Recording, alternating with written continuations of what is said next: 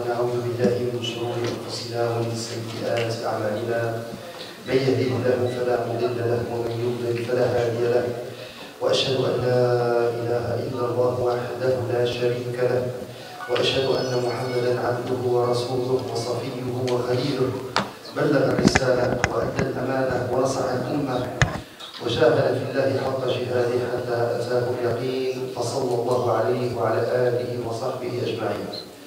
حيا الله الجميع, je souhaite tous la bienvenue à cette énième halaqa et qui aujourd'hui va être l'occasion d'entamer un nouveau séminaire sur l'aqida, sur la croyance islamique. Et nous allons aborder les annulatifs de l'islam, nawaqid al-islam. A priori, ce sujet peut apparaître comme relevant de l'aqida, et c'est le cas. Mais dites-vous que dans les livres de fiqh, on trouve un chapitre qui s'appelle Ahkam al-Mu'tad, donc les statuts juridiques relatifs à l'apostat. Donc l'apostasie est parmi les éléments qui sont abordés par al-Fuqaha. Et ça vous donne une indication que l'apostasie, qui est l'annulation de l'islam, peut avoir lieu par des paroles ou des actes et non pas seulement par une croyance. Je ne sais pas si vous avez saisi ce point. Maintenant, pourquoi étudier ce sujet? Quelle est l'importance? Premier point, afin de préserver la religion, afin qu'elle ne soit pas annulée, car la préservation de la religion relève des nécessités au sujet desquelles toutes les législations célestes, divines, sont unanimes, afin de la préserver. Hifdhuddin min ad-daruriyat al-khams. Donc la première chose qu'il faut préserver, c'est notre religion. Alors, si on étudie ce sujet-là, cela nous permet de préserver notre religion afin de ne pas l'annuler. Deuxième point, c'est si on sait ce qui cause la mécréance et ce qui ne cause pas la mécréance, on va l'éviter. On va éviter d'y tomber. Parce qu'il y a des gens qui disent, ou qui croient, pourquoi apprendre ce sujet-là? Est-ce que le fait de l'apprendre relève d'une précipitation à vouloir déclarer les autres mécréants? Là, on rectifie le tir. On leur dit, non, tu dois l'apprendre pour préserver premièrement toi-même ta propre religion. Aujourd'hui, un frère qui est venu me voir parce qu'il a prononcé anti-tariq, 3 fois à son épouse. Et là, vous savez, les gens qui viennent me voir, après avoir prononcé le lafz al-sarih, le terme clair et explicite du divorce, ils me disent, mais on ne savait pas. Et l'excuse n'est pas acceptée. Parce qu'il y a des choses qu'il faut connaître à l'avance. Donc, quand tu te maries, tu dois connaître ahkam al-nikah. Tu dois connaître les statuts juridiques du mariage. Et bien entendu, ce qui va l'annuler. Et si tu veux prier, tu ne peux pas dire par la suite, je ne connaissais pas les annulatifs de la prière. J'étais en train de prier, puis j'ai eu faim, ou j'ai eu soif, et j'ai mangé, ou j'ai bu. Et je ne savais pas. Ton excuse n'est pas acceptée. Il en est de même pour l'autre. Si tu connais les piliers des ablutions, les conditions des ablutions, mais tu ne connais pas les annulatifs, il n'y a pas d'excuse en islam à cet égard. Il en est de même pour ad-din, pour la religion.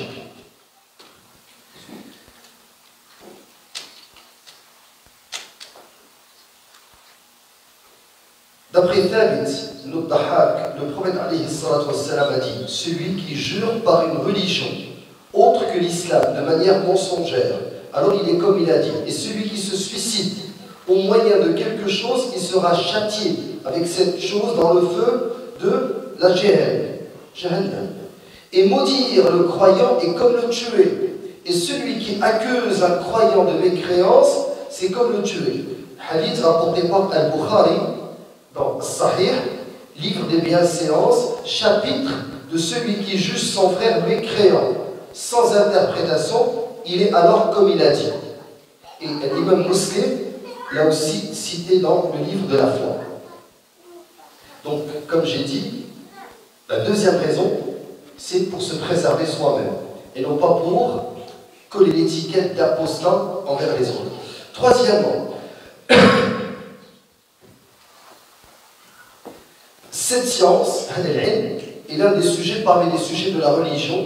Comme on a besoin d'apprendre les jugements relatifs à la prière afin de pratiquer as-salat, nous avons aussi besoin d'apprendre les jugements relatifs à la mécréance. Et ça s'applique surtout aux talabat al-ilm, les étudiants en sciences islamiques, qui normalement devraient connaître plus que les autres les éléments relatifs à ces annulatifs. Quatrièmement, le danger de ce sujet est qu'il réside en ce que le musulman, lorsqu'il lit ce sujet-là et regarde les points qui lui sont relatifs, il voit comment il est possible qu'un individu puisse sortir de l'islam avec une simple parole. Et ça fait peur, subhanallah. Et comme on entre en islam avec une parole, on peut en sortir avec une parole. Abu Hurairah a reporté que le prophète a dit le serviteur prononce certes une parole dont Allah est satisfait sans lui prêter attention, alors qu'Allah l'élève en degré en raison de cette parole. Et le serviteur prononce certes une parole au sujet de laquelle Allah est en colère sans lui prêter attention, alors qu'il tombera en enfer à cause de cette parole. Elle est rapportée par le Bukhari dans le Sahih et Muslim aussi. Et le chapitre, regardez, Ilm al-Bukhari fi Tarajim, dans les noms des chapitres.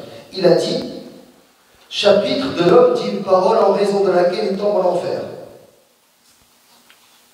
تهوي به 70 خليفة في نار جهنم والعياذ بالله وكما قال عليه الصلاة والسلام.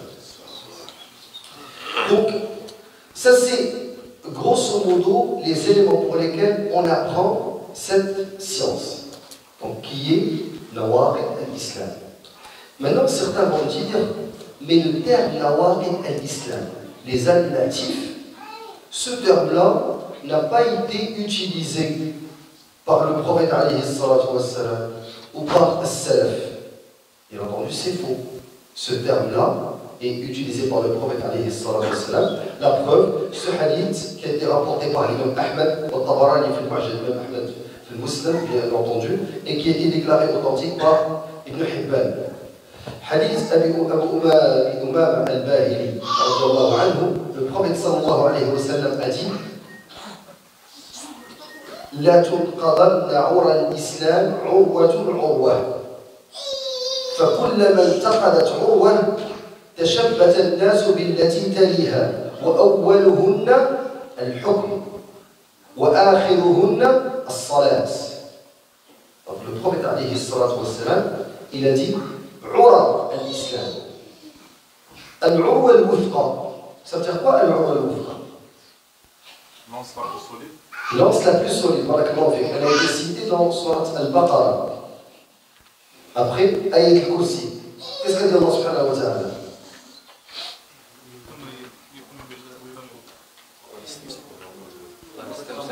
الله لا إله إلا هو الحي القيوم لا تأخذه سنة ولا نوم له ما في السماوات وما في الأرض من ذا الذي يشفع عنده إلا بإذنه يعلم ما بين أيديهم وما خلفهم ولا يحيطون بشيء من علمه إلا بما شاء وسع كرسيه السماوات والأرض ولا يؤوده حفظهما وهو العلي العظيم لا إكراه في الدين قد تبين الرشد من الغي فمن يكفر بالطاغوت ويؤمن بالله فقد استمسك بالعروة الوثقى لا انفصام لها والله سميع عليم. العروة الوثقى, lance la plus solide de la foi. Le prophète alayhi salatu wassalam, il a dit ces anses les plus solides, les anses de l'islam, vont commencer à s'ouvrir une après l'autre. Et la première qui va s'ouvrir est celle relative al-hukm, le jugement. Vous assistez bien entendu à ce qui se passe aujourd'hui, c'est que le hukm bima anzal Allah n'est même plus abordé. Et vous avez assisté aux dernières élections en Turquie, au début, les gens disaient il est permis de voter à une condition. Et il y a une grosse divergence, parce que plusieurs savants disent il n'est pas permis de voter. On ne peut pas demander à la population est-ce qu'elle veut l'islam ou ne veut pas l'islam. Et certains savants disent qu'il est permis de voter à une condition si on a un parti qui s'engage à appliquer Shar Allah Azza wa Jal. Aujourd'hui, on a en Turquie, et j'essaie de contextualiser, on a un parti qui dit je ne vais jamais appliquer Shar Allah Azza wa Jal. On a un président, bien entendu, qui est meilleur que tous les autres présidents dans les autres pays, qui n'applique pas Shar Allah Azza wa Jal. Mais on a un président qui dit que l'islam doit Sharia doit s'adapter à la modernité. Il le dit, bon sûr. Et il dit, je ne vais jamais appliquer Shar Allah Azza wa Jal. Et avec ça, vous avez maintenant des savants qui commencent à essayer de lier les coups des textes pour permettre aux gens et les inciter à voter. Alors, Rasul alayhi salam, il a dit, ça c'est lance la première qui va s'ouvrir, le hukm. Et la dernière va être la prière. Et Omar radiallahu anhu dans un athar a dit la même chose. Il a dit, subhanallah, que ça tourne c'est-à-dire elle va s'ouvrir l'anse de l'islam pour les gens qui ne connaissent pas al-jahiliya. Donc quand il a parlé de ceux qui vont naître et grandir en islam sans connaître la jahiliya, il a utilisé, subhanallah, ce terme-là plus particulièrement. Alors, c'est seulement pour, d'une certaine manière, vous dire que le terme nawaqid, les annulatifs, c'est pas seulement un concept utilisé par al-fuqaha ou pour les savants, par les savants, mais c'est aussi un terme qui a été utilisé par le prophète, par Omar et d'autres sahaba. Maintenant, revenons au livre qui nous intéresse. Le livre qui nous intéresse, qu'on va essayer d'avoir comme maître, c'est Nawaqid al-Islam, que vous connaissez, le livre de Cheikh Mohammed bin Abdul Wahhab. Donc, ce livre-là va être d'une certaine manière la matière première, et bien entendu, comme les autres livres qu'on a expliqués récemment, nous allons rester d'une certaine manière assez fidèles au texte, mais nous sommes dans l'obligation d'élargir et de contextualiser. Pour les raisons suivantes. C'est que dans ce livre-là, il y a seulement 10 annulatifs. Et les savants sont unanimes sur le fait qu'il n'y a pas 10 annulatifs. Certains disent là presque 400.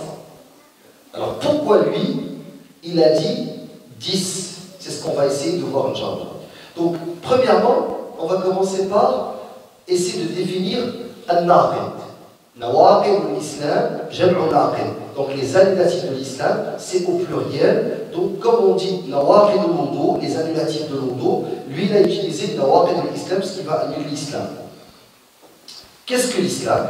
C'est la soumission à Allah par l'unicité et la sincérité envers lui dans l'adoration et se désavouer de l'association et de ses gens.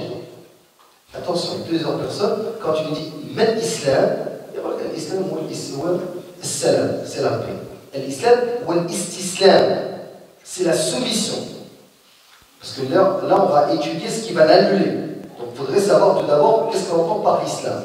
Donc c'est la soumission à Allah par al-tawhid, par l'unicité. Et c'est la sincérité envers Allah subhanahu wa ta'ala dans l'adoration. C'est la raison de notre vie dans cette vie ici-bas. C'est adorer Allah subhanahu wa ta'ala. Donc c'est la soumission à Allah. Rappelez-vous, Allah subhanahu wa ta'ala, quand il a créé Adam alayhi salam, il lui a demandé de ne pas manger de l'arbre. Il ne lui a pas donné de raison. Il s'attend, Allah subhanahu wa ta'ala, de ses serviteurs qui se soumettent à lui. Et dans plusieurs actes d'adoration, nous ne savons pas pourquoi. Parce que ce qui nous est demandé, c'est la soumission. Oui, dans les comportements, on trouve des fois al-illa, la raison. Mais si on ne trouve pas al-illa, le croyant n'a pas le choix que de se soumettre à son Seigneur. Et je le dis dans une ère de néolibéralisme où les gens, quand tu parles de soumission au Seigneur, ils ont une crispation. Je parle des gens qui ont grandi en Occident. Parce que Al-Fitra, leur disposition naturelle, fait en sorte que ces gens-là disent on est libre. La liberté, c'est l'un des fondements de notre civilisation. Bien entendu, c'est un terme factice, parce que vous savez très bien que celui qui n'est pas un serviteur d'Allah subhanahu wa ta'ala est forcément le serviteur soit de ses propres passions, donc n'as-tu pas vu celui qui a pris pour divinité ses propres passions, ou bien tu le trouves un serviteur abd de la mode, ou bien de certains penseurs ou d'une certaine idéologie. Donc, la soumission à Allah par l'unicité et la sincérité dans l'adoration envers lui et se désavouer, ça c'est la définition, et se désavouer de l'associationnisme, c'est-à-dire la shirk, et de ces gens.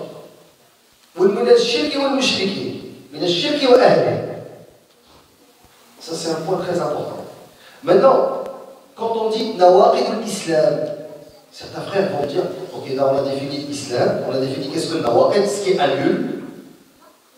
Al-naqid, ce qui annule, walladhi yufsid wa yubtil. Al-naqid yufsid wa yubtil. Il détériore et il annule. De la même manière qu'il y a des éléments qui vont annuler la foi, il y a des éléments qui vont réduire la foi. Et Ahl-Sunnah wal Jama'a croit que la foi, al-iman, yazid wa yanqus. La foi augmente par yazid bil ta'at, al-iman yazid bil ta'at wa yanqus bil ma'asi. Ce qui veut dire que de la même manière qu'il faut étudier les annulatifs de l'islam, je vous recommande fortement d'étudier aussi les péchés. L'imam Dhahabi, par exemple, qui répertorie les péchés. Parce que plusieurs personnes, plusieurs frères, sœurs disent Wallahi u'ani min al-ma'asi. Il y a un frère qui est venu me voir et il m'a dit subhanallah, sa femme vient d'apostasie. Comment? Il a commencé par délaisser le hijab, ensuite la prière, ensuite Siyam Ramadan n'a pas jeûné, puis elle lui a dit prends tes enfants, je ne veux rien savoir de tes enfants, puis elle est partie. Qu'Allah Azza wa Jal la guide vers la foi et préserve la nôtre.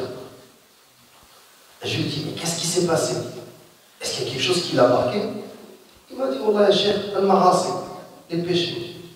Un péché après l'autre. Je voyais sa foi se détériorer.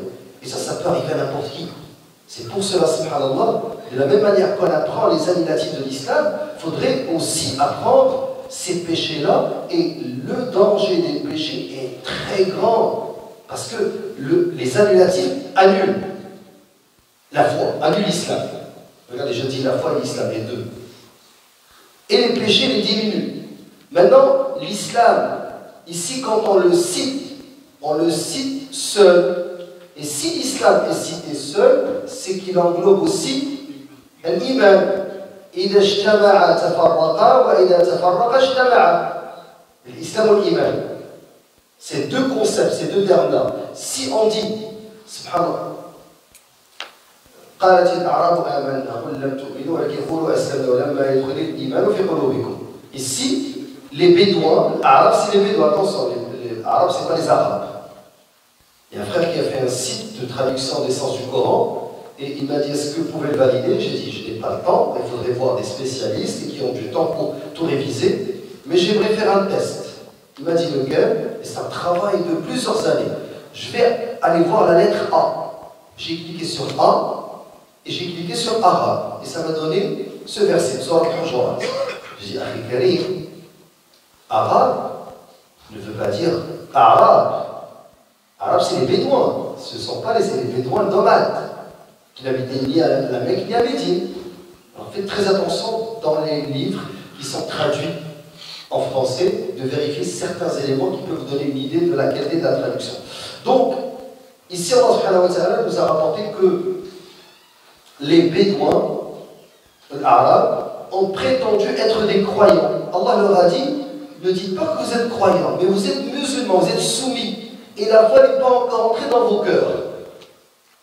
Et vous savez très bien dans le hadith, le fameux hadith de Jibril alayhi salam, quand il est venu voir Rasul alayhi salam, sans une apparence humaine, avec un habit blanc, sans aucune tache ni de poussière, avec des cheveux noirs, ébène, et qu'il est rentré, puis on ne voyait pas de traces de voyage, et il s'est assis, il a collé ses genoux contre les genoux du prophète alayhi salam, il a mis ses mains sur ses cuisses à lui, il fallait que j'ai le prophète alayhi salam.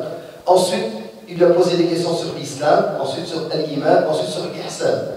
Ce hadith nous montre maratibuddin, les degrés de la religion, qu'il y a l'islam, ensuite la foi, l'iman, ensuite l'ihsan. Donc ici, nawaqidul islam, les annulatifs de l'islam, ça veut dire, ça englobe l'islam et la foi. Les deux.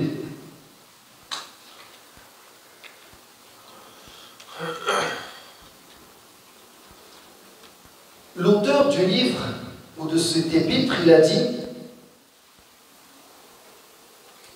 ou avant de commencer, subhanallah, il a dit à la fin de cet épître, et ils sont tous parmi ce qu'il y a de plus dangereux, et parmi ce que les gens commettent le plus. Fin citation. Ça vous donne un indice qui n'a pas été exhaustif. Alors, s'il n'a pas été exhaustif, pourquoi il appelait son livre Nawaqid al-Islam? Certains qui ont expliqué cet épître ont dit, ben, il le dit lui-même, tous sont parmi ce qu'il y a de plus dangereux, parce qu'il estime que ces 10 sont parmi les plus dangereux. Et parmi ce que les gens commettent le plus. Donc commettent le plus dans son époque. C'est pour cela qu'il les a choisis. Donc ce qu'il a dit lui à la fin de l'épître, Akhil al-Risala, Nawaqid al-Islam, c'est que ces 10 sont parmi les plus dangereux ou parmi ceux que les gens commettent le plus. Maintenant, il y a un point dans les, pour Talabat al-Ilm qui étudie Usul al-Fiqh. Le chiffre. Est-ce que le chiffre, quand il est cité dans un hadith,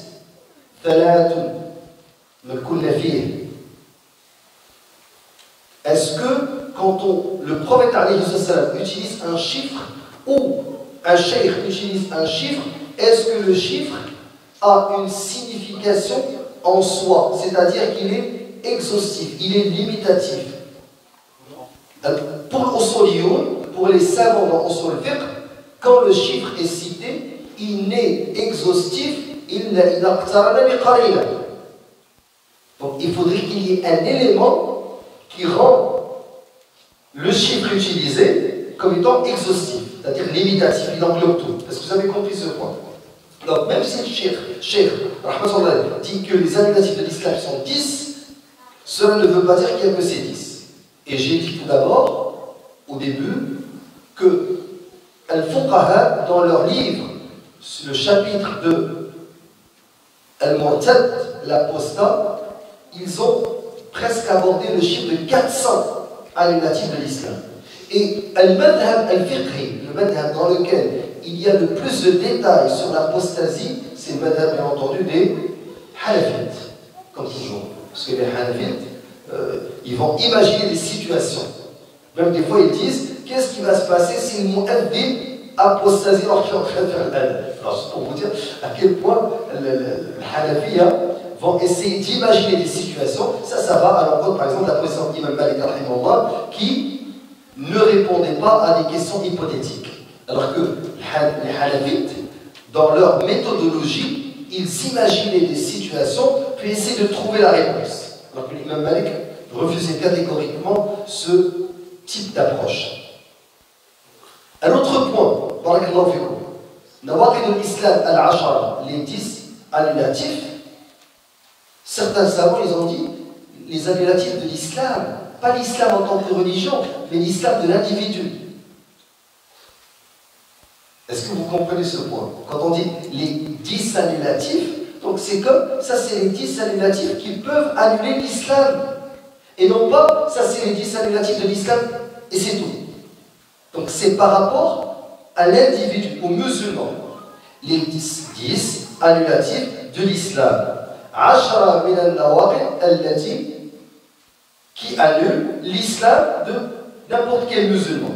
Donc à ce moment-là, l'utilisation de 10, les 10 annulatifs de l'islam, peut être d'une certaine manière acceptée, ne signifie pas le fait d'être exhaustif, mais de toute façon, comme je l'ai dit, pour ulama al-usul, al-fiqh, le chiffre n'est pas exhaustif, n'est pas limitatif, à moins qu'il y ait qarina. Alors, on va commencer, Inch'Allah. Il y a plusieurs explications pour ce matn. Il n'y a pas parmi les...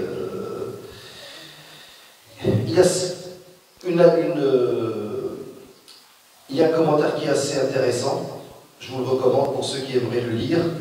Sharh Nawaqid al-Islam, Cheikh Ali ibn Khdir al-Khdir, qu'Allah Azza wa Jalla le libère, mémorandum dans l'explication des annulatifs de l'islam. Il y a aussi, il n'est pas très long, une centaine de pages, et il y a aussi un autre qui a été écrit récemment par Cheikh Abdelaziz Al-Tarifi, Al-I'lam bi Tawdih Nawaqid al-Islam, qui est aussi très intéressant. Je ne pense pas qu'il a été traduit, l'autre a été traduit. Donc ça aussi c'est une excellente traduction, explication, excusez-moi. Il y a celui de Cheikh Al-Ulwan, qui est aussi excellent et qui n'est pas long, à peu près 96 pages. Vous savez, un autre qui est plus court, celui de Al-Badr. Donc, il est aussi intéressant, si vous voulez le lire. Il y a, bien sûr, les autres que vous connaissez, mais ceux-là sont quand même assez intéressants. Donc, Inch'Allah, on va commencer par هذا المتن أو شرح هذا المتن.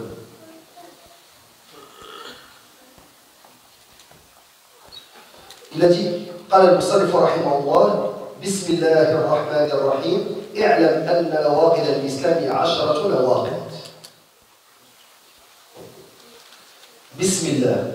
Le fait de commencer par Bismillah ar-Rahman ar-Rahim, parce que le prophète alayhi salatu wa salam, quand il écrivait et qu'il envoyait des messages, il disait Bismillah ar-Rahman ar-Rahim. Et quand il parlait, il commençait par Alhamd.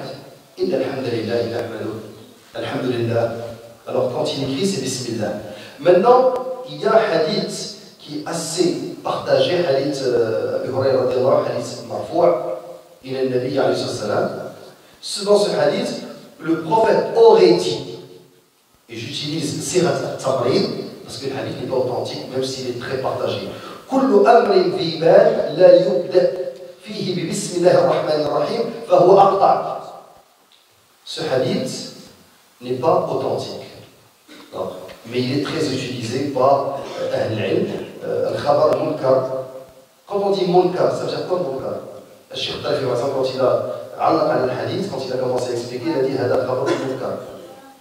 Ça veut dire quoi munkar dans le hadith? La terminologie. Les frères qui ont étudié avec moi, mustalah al-hadith, terminologie du hadith. Hadith ou munkar? Pardon? Al-munkar al-ma'ruf, c'est ça l'erreur. Al-amr bil-ma'ruf wa nahy al-munkar, c'est ça. Dans un hadith munkar, parce que ça veut dire que le hadith du prophète alayhi salatu wa salam, c'est qu'il n'est pas connu.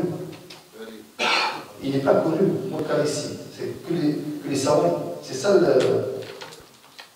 أعلاه الحفاظ والصحيح فيه الإرسال. C'est quoi l'Irsal? Il y a là des narrateurs au niveau de la chaîne de transmission de la narration du hadith qui manque.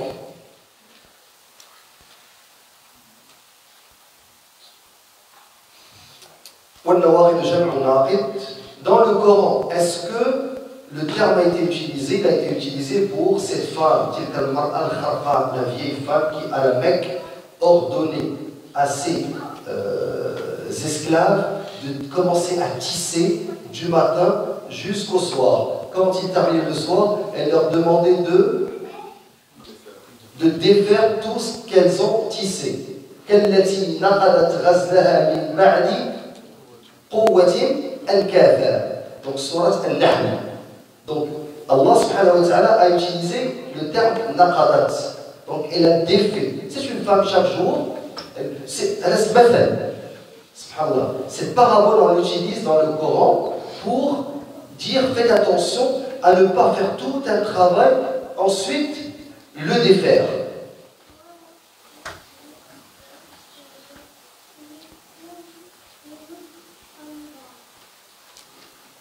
الناقض الأول الشرك في عبادة الله قال تعالى إن الله لا يغفر أن يشرك به ويغفر ما دون ذلك لمن يشاء سورة النساء قال تعالى إنه من يشرك بالله فقد حرم الله عليه الجنة ومأواه النار وما للظالمين من أنصار المائدة ومنه الذبح لغير الله كمن يذبح للجن أو القبر.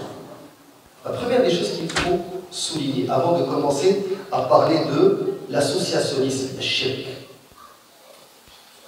Il y a des gens, quand tu leur dis telle personne a commis un annulatif de l'islam, ou fais attention de ne pas commettre un annulatif de l'islam, il te dit, mais subhanallah, cette personne, elle prie, elle fait sadaqa, et il commence à te citer des éléments que cette personne fait comme bien, comme acte d'adoration. Okay. Pour que ça soit clair dans notre esprit. Quelqu'un qui a allumé l'eau par une flatulence, ou après avoir mangé de la viande de dromadaire, ou il a uriné. Après, la personne dit, mais Wallah, il a pris, subhanallah, l'Isha, Jama'a, dans la mosquée, il a fait qiyam al-layl. Tu dis, mais est-ce qu'il avait l'eau? Il dit, non, il a annulé l'eau. Mais subhanallah, il a prié, il a beaucoup prié. Après, tu dis, mais même s'il a prié, tout ce qu'il a prié n'est pas accepté. Parce que, est-ce que vous comprenez ce point? Parce que les gens, généralement, tu lui dis, regarde, lui, il a commis un annulatif de l'islam. Je dis, non, non, il jeûne le ramadan. Et il prie. Avec Kalim, je sais qu'il a jeûné le ramadan et qu'il a prié, mais il vient d'annuler son islam. C'est comme si quelqu'un a prié toute la nuit sans vous. La tendance des gens est la même chose. Al-Mushrikoun. Est-ce que vous savez que le père du prophète, alayhi salam, il a entendu s'appeler Abdullah. Donc, Quraysh, tu'azzim Allah subhanahu wa ta'ala, tu'azzim al-bayt. Quraysh, ils disaient qu'ils adoraient les idoles, donc leur adoration des idoles, c'était pour se rapprocher d'Allah subhanahu wa ta'ala. Et vous savez très bien que shirk, qui est l'un des premiers annulatifs de l'islam, est apparu sur terre lorsque les gens sur terre, le peuple de Nuh alayhi salam, ont commencé à vouloir se rapprocher d'Allah subhanahu wa ta'ala par l'adoration des idoles. Comment sont apparues les idoles sur terre? Il y avait des gens de bien qui disaient aux gens, faites le bien, ne tuez pas, ne rompez pas vos liens de parenté, ne forniquez pas. Et ces gens-là, une fois qu'ils sont morts, ils les ont dessinés. Mais le fait de dessiner s'efface avec le temps. Alors ils ont une idée de les graver dans le roc, sculpter la pierre pour toujours se remémorer, subhanallah, le visage de ces gens-là qui leur disaient que le bien. Ils disent, subhanallah, tu te rappelles, il y avait telle personne. Alors, après, regardez, shirk, Iblis, Shaitan, comment il les a entraînés dans le shirk, ils se sont dit, ces gens-là sont morts, ils sont plus proches d'Allah que nous. Au lieu d'invoquer Allah directement, pourquoi ne pas passer par eux? Et c'est ça, shirk. Et ça, ça annule l'islam. Et ça a nécessité l'envoi pour la première fois sur terre du premier messager, qui est Nuh alayhi salam. Donc, Adam alayhi salam était un prophète. Le premier messager, c'est Nuh alayhi salam. Donc, regardez l'importance de se préserver de shirk, c'est qu'Allah subhanahu wa ta'ala a envoyé un premier messager sur terre pour justement lutter contre le shirk.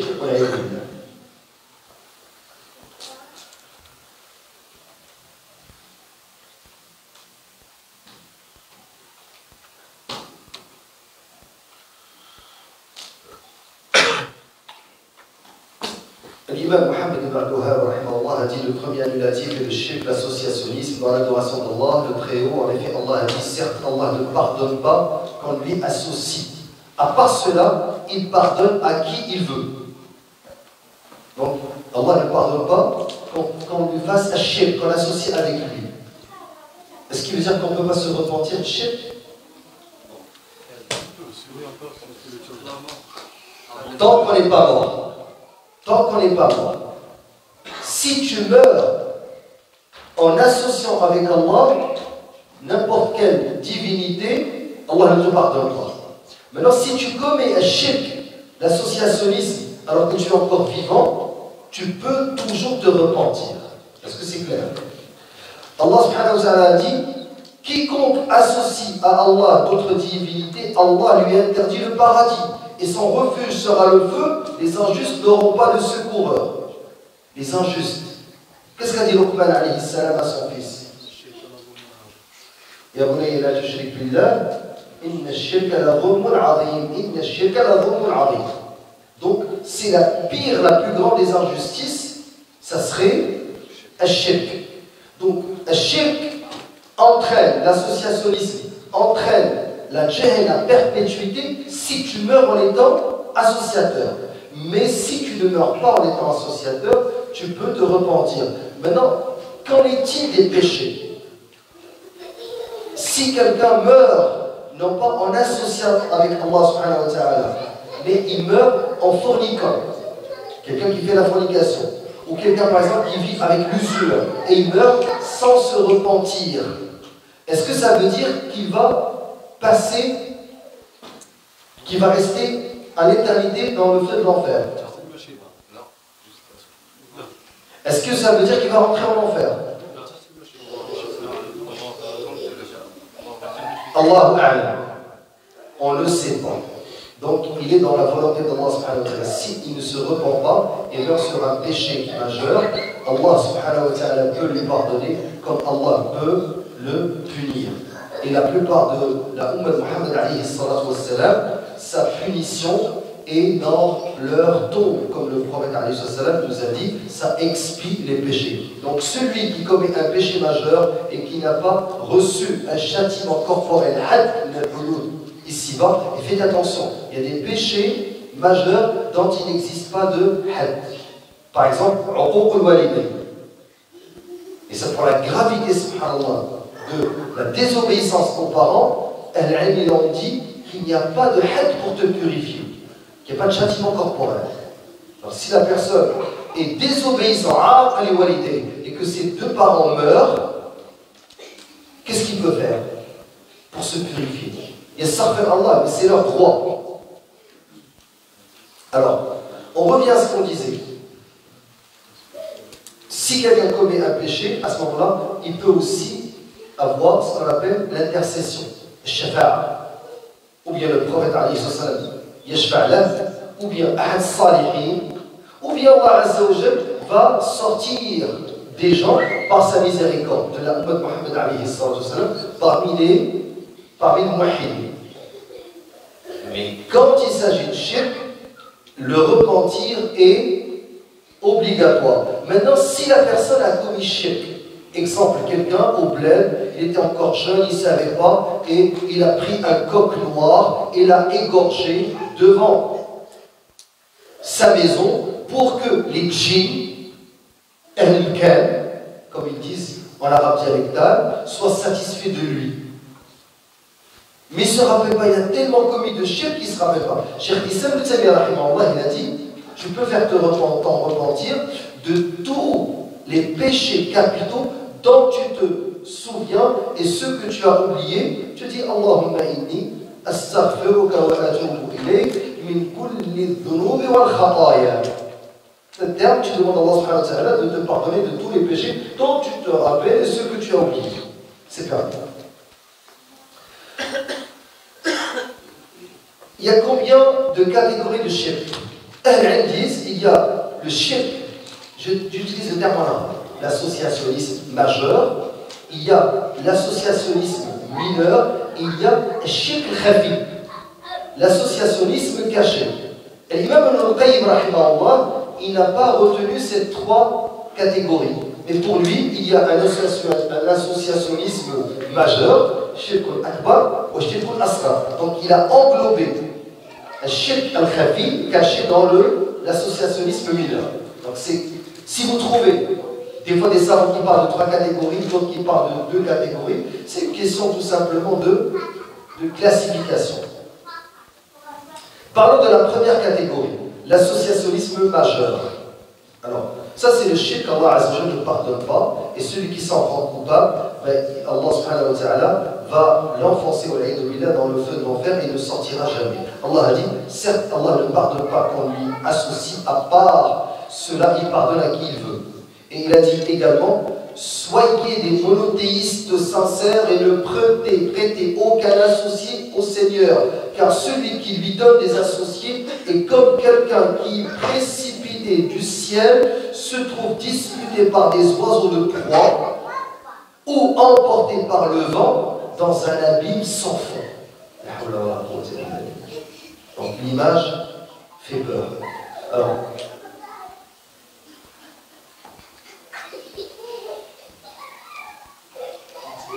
Shirk al-Akbar, le shirk majeur, se divise à son tour en plusieurs catégories qui gravitent elles-mêmes autour de 4 catégories principales. Donc, ils ont dit, Shirk al-Akbar, pourquoi ils font ces subdivisions, ces classifications? C'est pour faciliter la compréhension tout simplement. Alors, la première parmi ces 4 subdivisions de l'associationnisme majeur, c'est le shirk de l'invocation. La preuve est, Allah Azza wa Jalla a dit,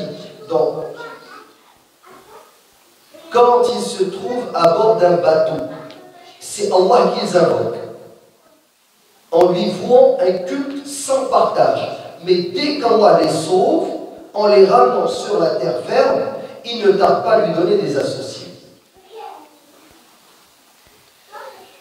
L'imam Mohammed Abdul Wahhab, dans les 4 règles fondamentales, a dit, 4e règle, les associateurs de notre époque sont pires que les anciens. Ces derniers seront des coupables de shirk dans l'aisance. Mais vouer un culte exclusif à Allah dans l'adversité. Donc quand ils étaient dans l'adversité, quand ils avaient des problèmes, ils se retournaient vers Allah. D'ailleurs, il y a un proverbe qui dit, dans les tranchées, il n'y a point d'athée. Vous savez, les tranchées, c'était pendant la Première Guerre mondiale, il y avait tellement de morts, on disait dans les tranchées, tout le monde croit en Dieu. Parce que quand la personne est sur le point de mourir, tout le monde se retourne vers, et c'est pour ça que un tawbah n'est pas accepté quand il agonise. Ou bien quand le soleil se lève de l'ouest. C'est 2 moments dans lesquels le repentir n'est pas accepté. Il a dit, donc, alors que ceux de notre époque commettent shirk continuellement dans l'aisance comme dans l'adversité. Alors, il a dit aussi dans le même épître, si le shirk s'introduit dans l'adoration, il la corrompt.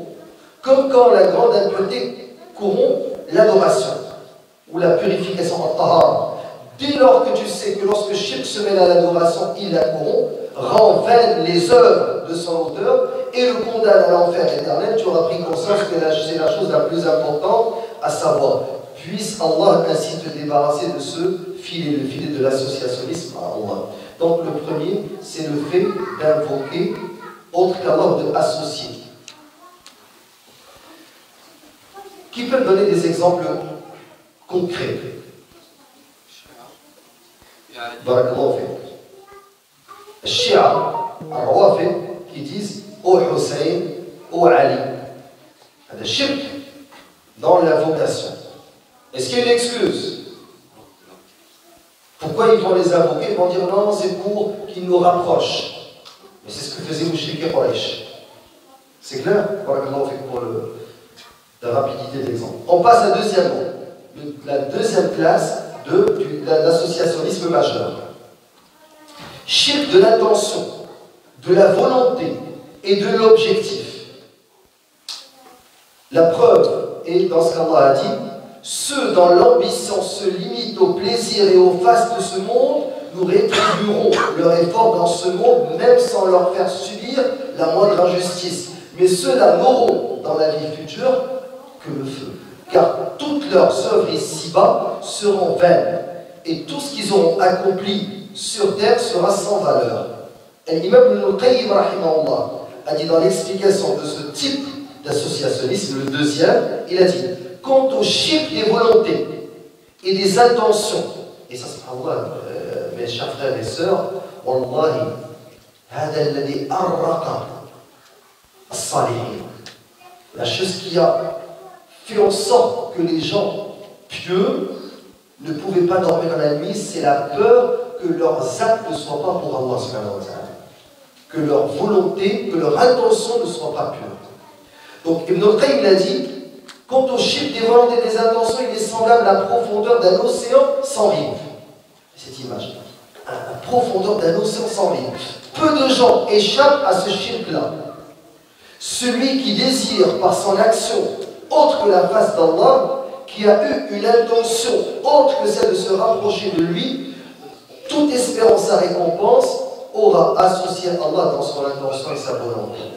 Classer ce shirk dans le shirk majeur n'est valable que pour celui dont toutes les actions visent autre que la face d'Allah. Parce que ça c'est du shirk mineur. Mais si quelqu'un, tout ce qu'il fait dans la vie, il ne le fait pas pour Allah seulement, mais pour Allah et quelqu'un. Il prie pour faire plaisir à son père et il prie pour Allah. Il jeûne parce qu'il craint d'être mal vu. Il dit si j'avais le choix, je n'aurais pas jeûné. Mais le regard de la société, tout ce qu'il fait, toutes ses adorations, vous avez compris la nuance entre shirk asra, mineur, si quelqu'un, c'est parce que quelqu'un qui vient à la mosquée, Allahu Akbar. Allahu Akbar, Allahu Akbar, il prie rapidement. Ah, quelqu'un qui rentre dans la mosquée, Sami'a Allahu liman hamida. Et il commence à allonger sa prière parce qu'il sent le regard des autres. Lui, sa prière n'est pas pour Allah. Elle est pour Allah et pour celui qui le regarde. Maintenant, il a fait les 2 premières rak'ats exclusives pour Allah. Et les 2 dernières associées Allah avec quelqu'un d'autre. Donc il est rétribué seulement pour les 2 premières. Et les 2 dernières sont annulées. Sont vaines. Mais si quelqu'un, tout ce qu'il fait, son jeûne, sa prière, même son tawhid, il s'est converti parce qu'il voulait se marier avec une soeur qui était plus, mais il aimait tellement. Il s'est repenti. Il commettait des péchés, ne priait pas, il dit je vais commencer à prier, Inch'Allah, sinon elle ne va pas m'accepter comme mari. Est-ce que vous comprenez ce que je dis? C'est-à-dire toute sa vie, si toute sa vie est comme ça, ça rentre dans Shirk Akbar. Ça c'est la 2e catégorie. Donc, sinon, si seulement pour quelques points, ça rentre dans le shirk de l'ostentation. Rien, qui est un shirk, soit caché, soit la classification de Ibn al-Qayyim, mineur. Troisièmement, le shirk dans l'obéissance. Il s'agit de l'obéissance à qui? Aux imams, aux rabbins, aux moines, aux rois, dans la désobéissance d'Allah subhanahu wa ta'ala. Allah a dit, ils ont élevé au rang de divinité en dehors d'Allah leurs rabbins et leurs moines.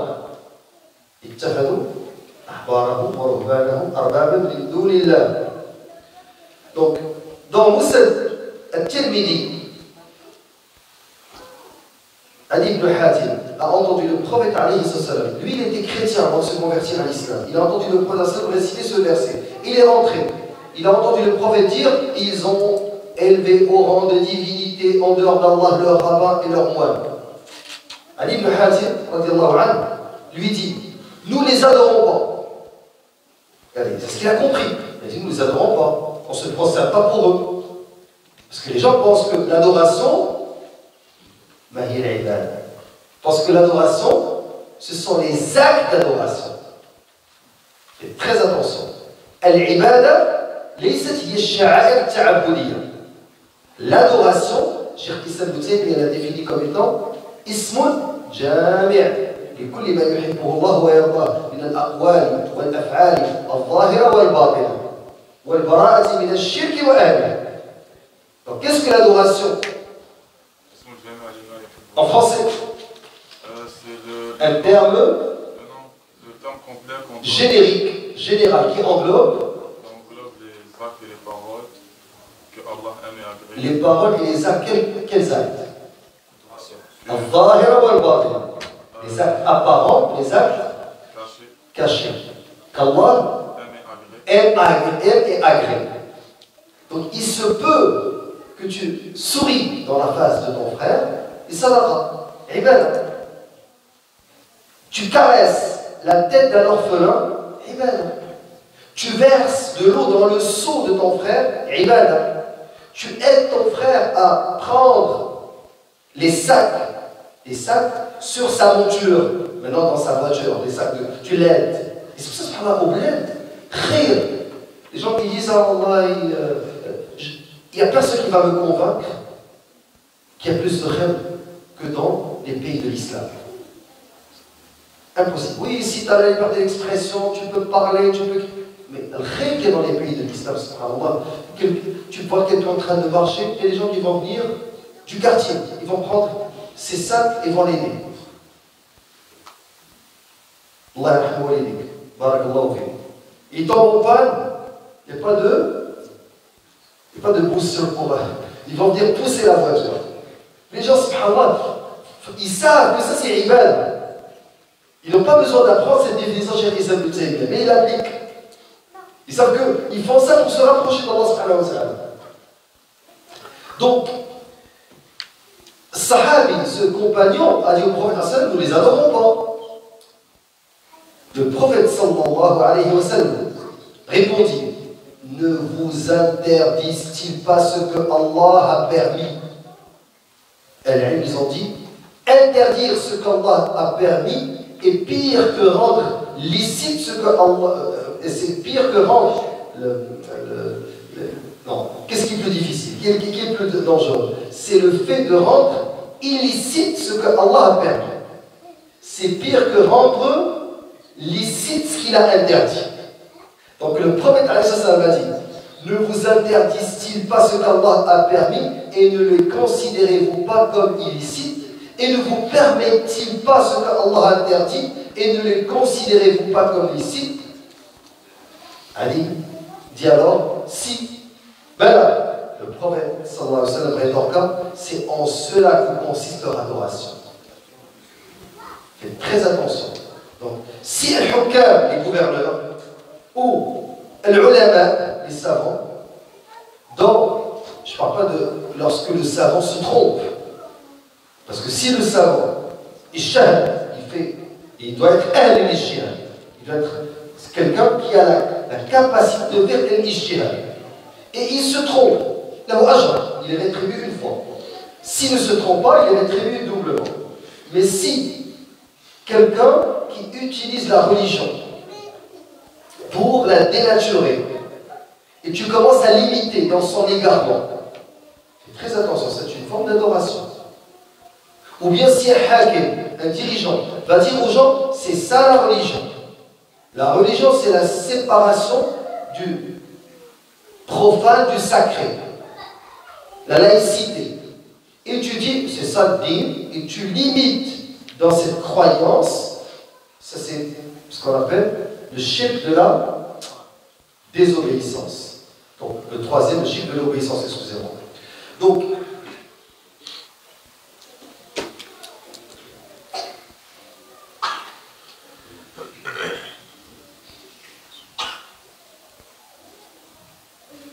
Cheikh Issa a dit à ce sujet, ces gens qui ont élevé leurs rabbins et leurs moines au rang de divinité en leur obéissant dans la permission de ce que Allah a rendu illicite et dans l'interdiction de ce qu'Allah a rendu licite, font cela de deux façons.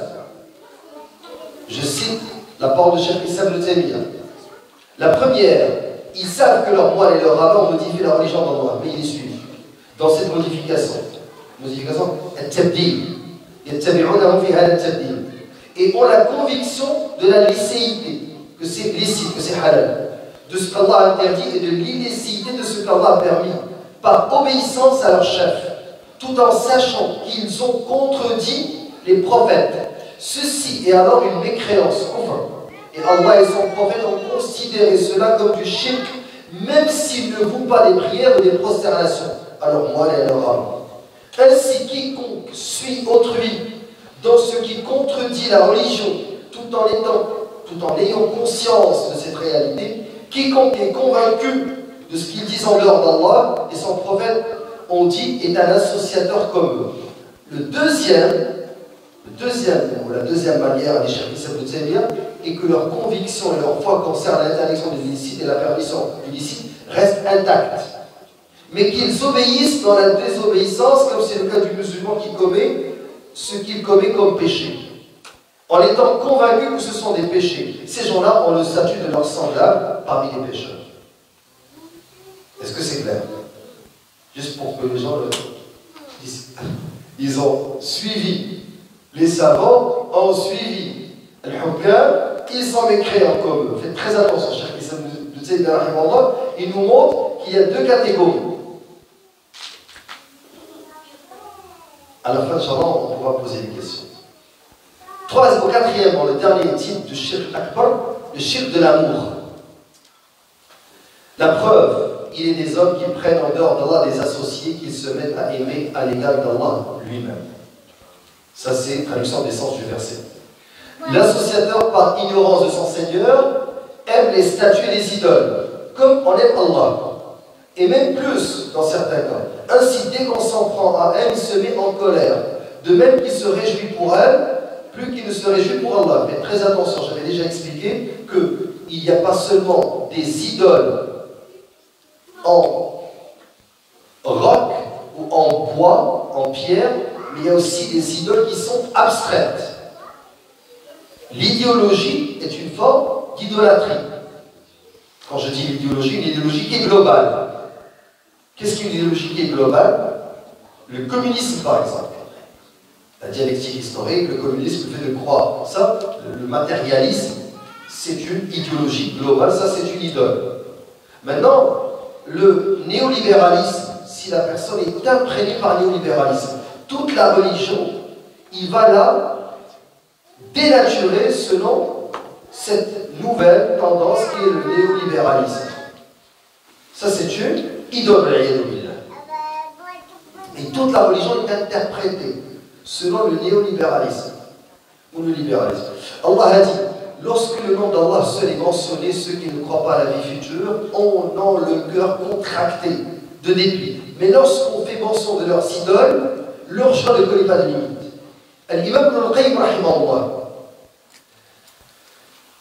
a dit, il existe 4 sortes d'amour. Maintenant certains vont dire, mais subhanallah, si quelqu'un aime une femme, il est follement amouraché d'une femme, il l'aime à la folie, il ne peut plus dormir, quand il veut boire de l'eau, il voit son image dans l'eau, quand il dort, il fait des rêves d'elle, c'est sa vie. Même dans le Qayyim, il a cité des cas où des gens tombaient malades, que les gens venaient leur rendre visite pour voir des gens sur le lit, alité, ils ne voulaient plus manger parce qu'ils étaient amoureux. L'ishq, la passion amoureuse, c'est ça, l'ishq, c'est la passion amoureuse, c'est une forme de maladie. Vous connaissez dans la littérature, Majnoun Layla. Le fou de Layla, il écrivait des poèmes, puis il allait voir sa tante quand le feu était éteint, il restait, il regardait, il rêvait d'elle, il a perdu la tête à cause d'eux. Donc c'est pas seulement dans la littérature romantique occidentale qu'on retrouve ce type d'amour, mais Al-Arab connaissait aussi cet amour. Alors, donc Qayyim a dit il y a 4 types d'amour. Il y a l'amour d'Allah. Cet amour ne suffit pas à lui seul pour que celui qui l'éprouve soit préservé de son châtiment et puisse espérer sa récompense. Car en effet, les associateurs, les adorateurs de la croix et les juifs et autres aiment Allah. Ils disent qu'ils aiment Allah. L'amour de ce que Allah aime. Le deuxième type, toujours selon Ibn Qayyim rahimahullah, c'est ce qui fait introduire l'individu dans la sphère de l'islam et le fait sortir du kufr.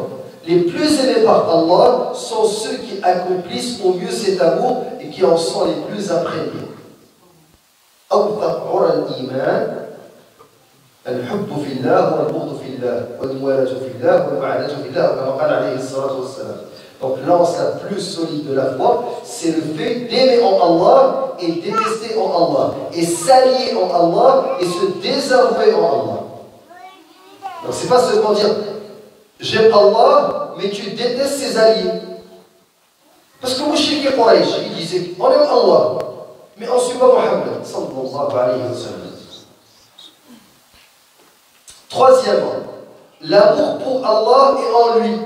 Donc le deuxième, c'est aimer ce que Allah aime. Il fait partie des implications du fait d'aimer ce qu'il aime, car l'amour de ce qu'il aime ne s'établit que pour lui et en lui. Quatrièmement, l'amour pour Allah est autre que lui. C'est l'amour, l'amour associatif, d'une certaine manière. Alors, quiconque aime autre chose à côté d'Allah, que son amour pour cette chose n'est éprouvé ni pour lui ni en lui, l'aura prise comme divinité en dehors de lui, et c'est en cela que consiste l'amour des mouchriquins associateurs. Maintenant, quelqu'un qui aime une femme qui est chrétienne ou qui est juive, et il s'est marié avec elle, bien sûr, dans un pays où est-ce que la législation islamique est appliquée, non pas dans Dar al-Kufr, parce que cela n'est pas permis. Donc, celui qui aime une femme, elle est juive ou chrétienne, mais il aime. Est-ce que ça fait de lui quelqu'un qui aime avec Allah? Tant que cet amour ne contrevient pas à l'amour d'Allah subhanahu wa ta'ala. Donc, si il se désavoue de ce qu'elle croit, il se désavoue des actes qu'elle peut faire et qui contreviennent à la loi islamique et à la foi islamique, donc son amour pour Allah est perdu. Est-ce que c'est clair? Parce qu'il y a deux types d'amour. Il y a al-hubb al-shar'i, donc al-hubb al-shar'i, un amour qui est légal, et il y a al-hubb al-fitri. Je vous donne un exemple, vous comprenez ces deux points. Al-Rasul alayhi salam marchait avec Omar ibn al-Khattab radiallahu anhu. Et Omar radiallahu anhu, le prophète prenait la main et dit à Rasulullah, je t'aime plus que tout. Plus que mes enfants, plus que mes biens, plus que tout dans ce monde, excepté ma propre personne. Le prophète a dit non, Omar. Il lui a fait expliquer, il lui a fait comprendre que ce n'était pas assez. Alors Omar a dit je t'aime plus que moi-même. Certaines personnes ils viennent de dire qu'il aime plus que tout, sauf lui-même, sa propre personne, et juste après il a rectifié, il a dit je t'aime plus que moi-même. C'est ça l'amour légal. L'amour légal, c'est un amour dans lequel il y a ton intention et ta volonté. Alors que al-hubb al-fitri al-jibilli, faut-il ta'ala mahabbat shay ma. Est-ce que vous comprenez? C'est comme si par exemple tu n'aimais pas la Mecque. Parce que tu dis, c'est une ville, dans un ravin, il n'y a pas la mer, c'est pas comme Chab, parce qu'il y a la verdure, il n'y a rien, du roc et de la pierre. Mais je l'aime, mahabba shar'iyya. Parce que Allah subhanahu wa ta'ala, awwal bayt, udi'a lin-nas. La première mosquée qui était construite sur terre. Et c'est un endroit, subhanallah, dans lequel on fait le pèlerinage, et c'est un endroit qui a été construit par Adam alayhi salam au début, qui a été construit par Ibrahim alayhi salam, par notre prophète sallallahu alayhi wa sallam, et Qiblat al-Muslimin. Donc, d'une certaine manière, mon amour pour cette ville n'est pas comme mon amour pour mon pays d'origine ou ma ville natale. Ma ville natale, Jibilli. Je n'ai pas choisi de l'aimer, parce que c'est un endroit qui me rappelle les souvenirs, mon enfance, parce que j'ai grandi, mes grands-parents et tout. Donc j'aime cet endroit parce que c'est un amour que je n'ai pas choisi. Mais pour la Mecque, c'est un amour qui est légal. Vous avez compris la différence? Donc Omar, quand il a changé, au début, il a dit spontanément ce qu'il éprouve. Dans la deuxième, non, vous allez dire, mais comment on peut changer cet amour? Quand tu sais que cet homme, sallallahu alayhi wa sallam, est venu pour te sortir de l'obscurité vers la lumière, qu'il est venu sauver ton âme du feu de l'enfer, qu'il t'a montré ce qui est bien, ce qui est mal. Al-Arab al-Jahiliya, c'est pour ça qu'Omar il a dit, ne comprend pas l'islam, celui qui ne connaît pas al-jahiliya. Quand tu sais que la femme rentrait dans une tente et que un homme, 2 hommes, 3 hommes se relayaient pour rentrer, commettre la fornication avec elle, puis elle choisissait l'un d'eux pour lui attribuer l'enfant. Quand ils prenaient leur fille, et les enterraient vivantes. Lorsque, subhanallah, ils s'entretuaient, puis kidnappaient des hommes libres et les rendaient esclaves. L'islam est venu leur montrer, subhanallah. Vous savez, Quraysh avait une pratique, quand vous lisez, لإلاف قريش إلافهم رحلة الشتاء والصيف فليعبروا هذا البيت فليطعموه من جوع وآمنهم من خوف أطعمهم من جوع وآمنهم من خوف. Quraysh, subhanallah, il y avait une pratique qui existait chez eux et qui a été changée par la suite. C'est que lorsqu'un homme n'arrivait plus à subvenir aux besoins de sa famille et tout, et qu'ils étaient dans la famille, ils sortaient dans un endroit et restaient affamés jusqu'à la mort. Et subhanallah, ça c'est parmi les pratiques païennes qui existaient. Donc quand vous lisez comment était le shirk, tu dis subhanallah, cet homme-là, le prophète alayhi sallam, il a réalisé une révolution au niveau subhanallah de l'éthique, au niveau de la morale, au niveau de la vie pour ces gens-là. Et tout le monde en a bénéficié. Alors, ces 4 types d'associationnisme expulsent tous leur auteur de l'islam, car il s'agit d'adoration, le fait de vouer des adorations à un autre qu'Allah subhanahu wa ta'ala et du shirk.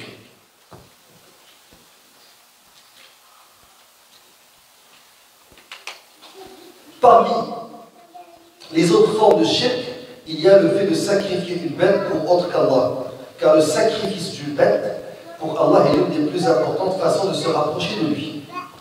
Et subhanallah, on est rendu à une époque où est-ce que les gens ne comprennent même plus la valeur du sacrifice. Cette semaine, j'ai reçu une demande, une question, où quelqu'un me disait, est-ce qu'on peut, d'une certaine manière, cotiser pour le sacrifice de Eid al-Adha? J'ai dit, non, vous ne pouvez pas. Dans un mouton ou dans un bouc, vous associez. Vous pouvez vous associer dans un dromadaire, dans un bœuf ou une vache, et qui a plus que 2 ans pour le bœuf ou la vache, pas dans un veau. Mais pour al-udhiya, le sacrifice, parce que on aimerait tous manger ensemble et tout. J'ai dit oui, mais l'objectif c'est pas de manger. L'objectif de sacrifice, qurban, que tu présentes à Allah subhanahu wa ta'ala. Et c'est parmi les meilleurs moyens de se rapprocher d'Allah subhanahu wa ta'ala. Bien entendu, quand on dit se rapprocher, après tu prends la viande, soit tu la manges, soit tu la donnes en entière aux pauvres et à ceux qui en ont besoin. Maintenant, pourquoi les gens sacrifient autre pour Allah? C'est que parmi les pratiques les plus répandues dans nos pays d'origine, que lorsque les gens achètent une nouvelle maison ou louent un appartement, ils égorgent sur le pied de porte. Et ils disent, on va égorger, notre intention, certains, c'est pour avoir de la viande et pour célébrer. Mais d'autres, ils vont dire pour que Ahl-Kal, c'est-à-dire les djinns qui habitent cet endroit, ne nuisent pas. Alors si tu le fais pour qu'ils ne nuisent pas, tu viens de commettre une forme de shirk akbar.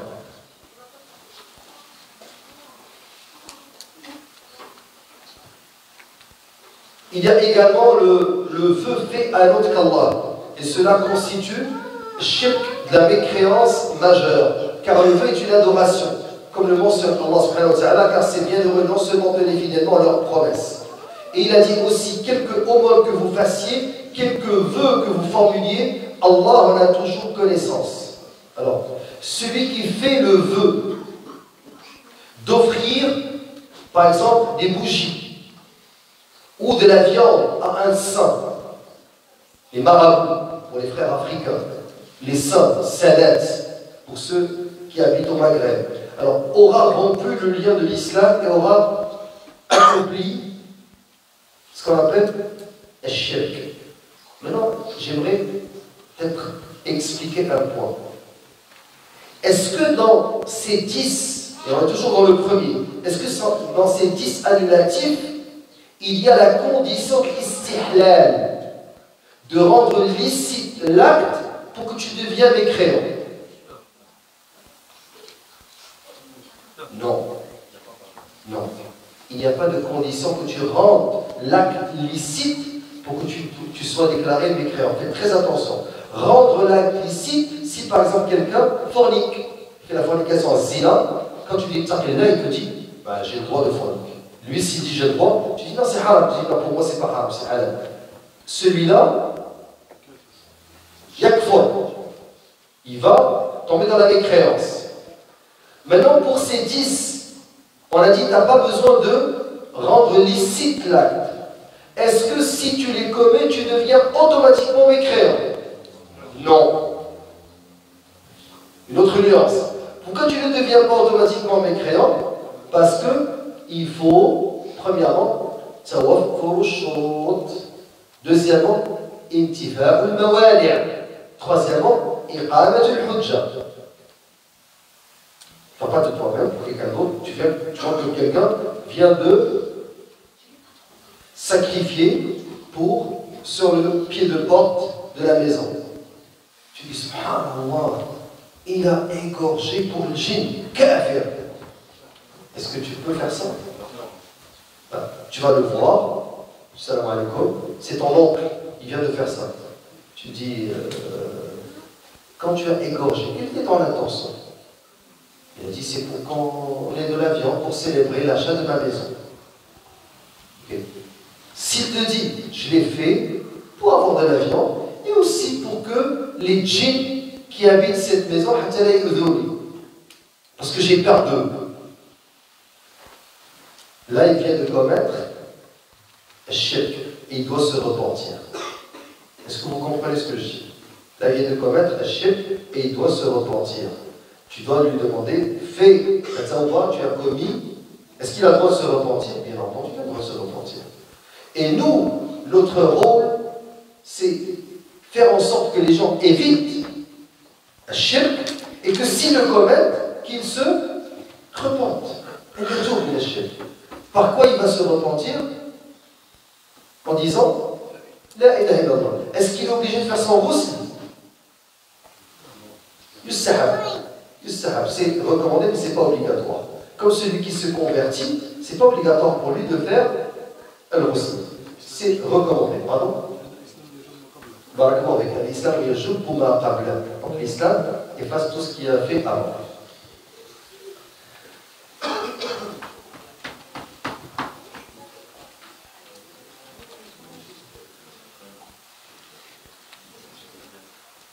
Deuxième catégorie, l'associationnisme mineur, al-shirk al-asghar.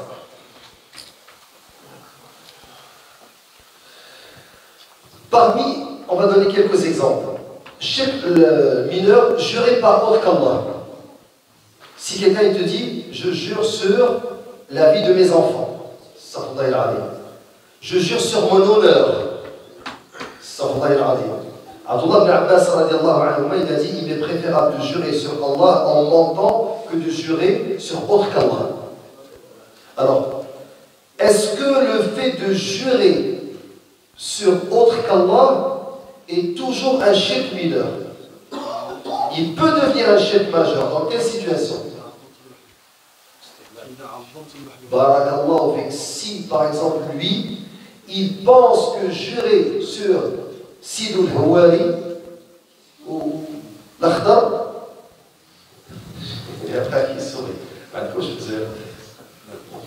Alors, s'il jure sur autre qu'Allah et il considère que cela est plus important que jurer sur Allah subhanahu wa ta'ala, ça devient du shirk majeur. Mais si, maintenant, quelqu'un, il jure sur autre qu'Allah, mais il ne pense pas que c'est aussi important que jurer sur Allah, ça c'est du shirk mineur, asghar. Le prophète alayhi sallam a dit, celui qui a juré par autre qu'Allah a mécru ou associé. Hadith rapporté par l'imam Ahmed, Abu Daoud, al-Tirmidhi. Le Hakim l'a authentifié. Il y a également l'ostentation. Donc l'ostentation c'est riya. Le fait de faire des actes pour les autres, pas pour Allah subhanahu wa ta'ala. Le prophète sallam a dit, ce que je crains le plus pour vous est le shirk al-asghar, le shirk mineur. On lui demanda en quoi cela consistait, il répondit l'ostentation. Donc le prophète a nommé comme l'ostentation comme étant un shirk mineur.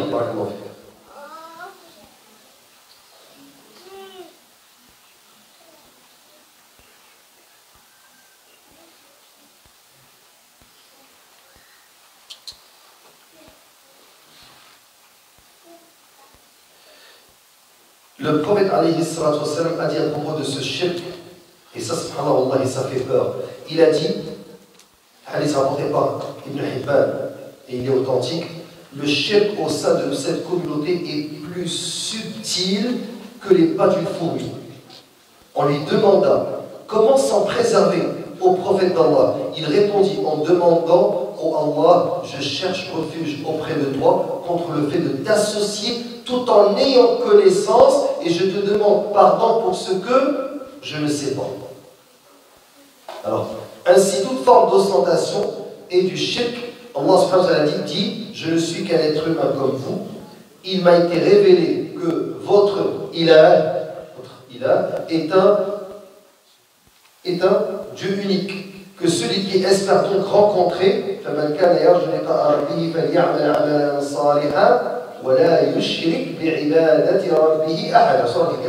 et que celui qui espère donc rencontrer son Seigneur accomplisse de bonnes actions et lui voue son adoration sans jamais lui associer personne.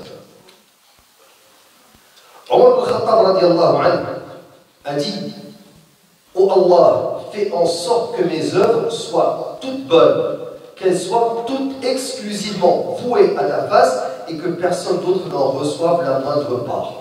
Que toutes mes actions soient pour toi. Parmi les éléments qui font en sorte que tu es préservé de cette forme de shirk, c'est que tu as ce qu'on appelle khabi'at amal, des actes cachés que personne ne connaît. Donc, disons que tu veux donner de l'argent et tu dis, je vais le donner devant tout le monde pour encourager les gens à donner de l'argent.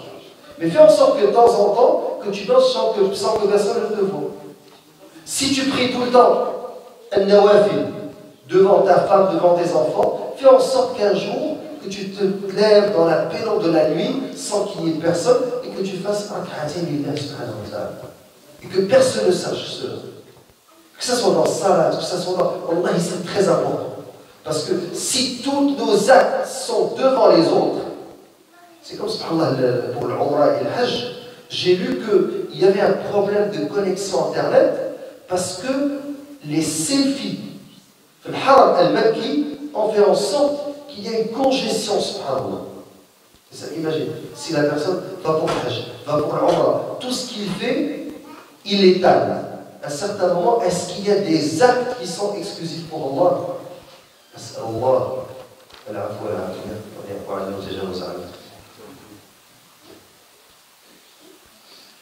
Allah subhanahu wa ta'ala dit dans un hadith qudsi, je suis le plus riche des associés, celui qui accomplit une œuvre tout en m'ayant associé autrui, cette œuvre appartiendra alors à ceux qui m'a associé et j'en suis innocent. Alors, ça sera donc ce shirk se divise, le shirk mineur, il se divise entre un shirk qu'Allah Azza wa Jal pardonne et un shirk qu'Allah ne pardonne pas.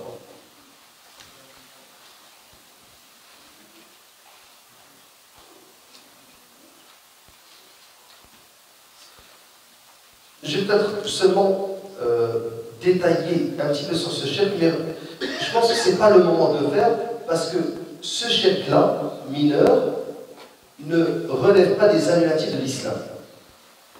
Alors, je ne vais pas trop le développer, parce que ce n'est pas l'annulatif de l'islam. Et nous, ce qui nous intéresse aujourd'hui, c'est les annulatifs de l'islam, mais j'ai été obligé de l'aborder seulement pour vous donner une idée sur les types d'associationnisme. Deuxième annulatif, Cheikh a dit, celui qui a pris des intermédiaires entre lui et Allah, les invoque, demande leur intercession et place sa confiance en eux, a mécru selon l'unanimité des savants. Ça, c'est parmi les annulatifs les plus répandus et les plus dangereux pour le genre humain. Je ne dis pas les plus répandus aujourd'hui, Et c'est parmi les plus répandus dans l'histoire de l'humanité. Car beaucoup parmi ceux qui se revendiquent de l'islam me connaissent et qui ne connaissent pas la réalité de Tawhid peuvent prendre entre eux et Allah subhanahu wa ta'ala des intermédiaires.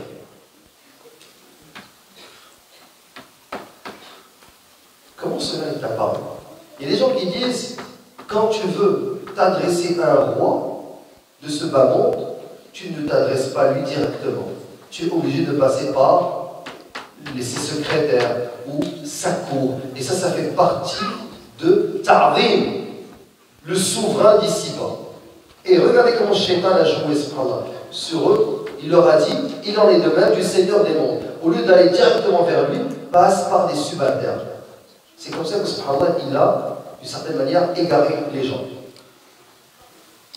Allah subhanahu wa ta'ala dit, dis-leur, appelez ceux que vous prenez pour divinité en dehors d'Allah, ils ne possèdent même pas le poids d'un atome, ni dans les cieux, sur la terre, à la création desquels ils n'ont jamais été associés. Et Allah ne compte pas d'auxiliaire parmi eux. Nulle intercession auprès d'Allah n'est efficace qu'en faveur de celui à qui il le permet. Allah a dit aussi, dis, invoquez ceux que vous prétendez être des divinités en dehors d'Allah, ils ne peuvent ni vous guérir du mal, ni vous en préserver.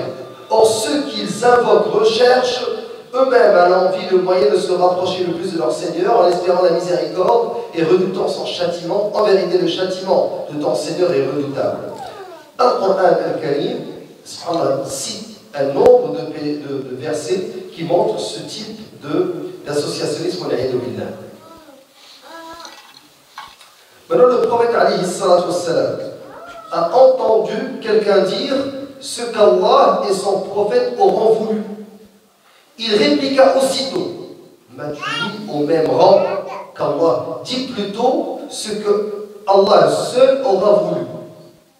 Et nous, ce qu'on utilise, tu dis Allah, puis, n'est-ce pas? Tu ne peux pas dire à quelqu'un, Wallahi, je ne compte sur personne, à part Allah, Safrani et toi. Qu'est-ce que tu dois dire? À part Allah, puis toi. Et non pas et. Même la conjonction de coordination, waw al-'atf, a été, dans ce hadith, décrit par le prophète alayhi salam, qui lui a dit, m'as-tu associé avec Allah? Ne dis pas, Allah est le messager.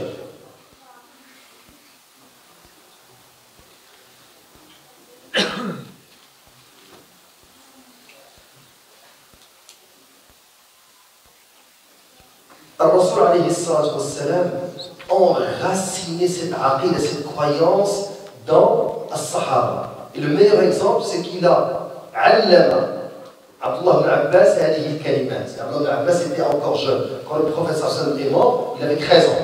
Donc il lui a appris ça alors qu'il était encore enfant. Il lui a dit, préserve Allah, il te préservera. Préserve Allah et tu le trouveras devant toi. Et si tu demandes, demande à Allah. Si tu implores de l'aide, implore l'aide d'Allah. C'est ce que le prophète disait à Abdullah ibn Abbas. Il y a des frères qui disent à leur fils, si quelqu'un te parle à l'école, je suis là pour toi. Si tu as un problème, je serai toujours pour toi. Yarbek ibn, son fils, il l'attache avec sa propre personne. Tu dois lui dire au contraire, fiston, ma fille, essaie toujours d'établir une relation avec Allah subhanahu wa ta'ala. Et si je meurs, je ne suis pas là, Allah va t'envoyer celui qui va t'aider. Et Allah subhanahu wa ta'ala pourra être là pour toi. Si tu es pour Allah en obéissant à ses ordres. Regardez comment le Rasul alayhi salam, il ne disait pas Abdullah ibn Abbas. Abdullah ibn Abbas, c'est le Ibn Am al-Nabi sallallahu alayhi wa sallam, son cousin, un enfant. Il ne disait pas Abdullah ibn Abbas, tant que je suis vivant, je vais te protéger. Non, il l'attache avec Allah subhanahu wa ta'ala. Il lui a dit, si tu implores de l'aide, implore l'aide d'Allah. Sache que si toute la communauté s'unissait pour te faire du bien, elle ne saurait te profiter. Que parce que Allah a déjà décrété pour toi. Et sache que si le monde entier se réunissait pour te causer du tort, il ne saurait te nuire que parce que Allah a décrété pour toi. En effet, les pleurs, En effet, les plumes sont relevées et les feuillets ont séché, que tout est écrit. Cheikh Issa ibn Taymiyyah, il a dit, même s'il sait qu'Allah est le Seigneur et le Maître de toutes choses, l'homme ne doit pas renier les causes qu'Allah a créées. Mais al-Aqida, al-Tawhid, c'est que le médecin soigne et Allah guérit. Al-Tawhid al-Aqida, c'est que l'avocat te représente et que c'est Allah qui va te défendre. C'est lui qui va te sortir de la prison, c'est pas l'avocat. Ne dis pas, je vais aller chez le meilleur des médecins, il va me guérir. Il ne va pas me guérir, il va te soigner. Je vais avoir le meilleur des avocats qui va me sortir de ce pétrin, il va te représenter. Celui qui va te sortir, c'est Allah subhanahu wa ta'ala.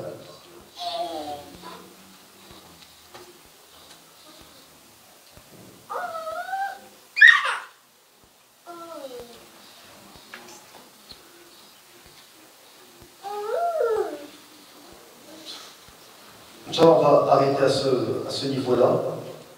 Je n'ai pas terminé le deuxième annulatif, mais je pense que jusqu'à présent c'est assez clair. Le premier annulatif c'était Shirk. Le deuxième annulatif, ouais. Avoir des intermédiaires entre. Ok, mais est-ce que c'est pas Shirk ça?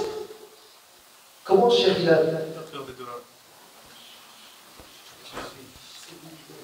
Comment il a dit dans le premier annulatif Shirk et dans le deuxième, il a dit c'est le fait d'avoir des intermédiaires entre lui et Allah, les invoque, demande leur intercession et place sa confiance en eux. Je n'ai pas parlé d'intercession, c'est le point que je n'ai pas encore développé. Comment faire la différence entre le premier et le deuxième? Non. Le premier, c'est associer avec Allah. Shirk, le fait de adorer avec Allah autrui. Ici, c'est le fait de invoquer ou bien demander l'intercession des autres. C'est ça la différence. C'est comme si quelqu'un vient te voir et te dit Al-Qaïm, Ruqya.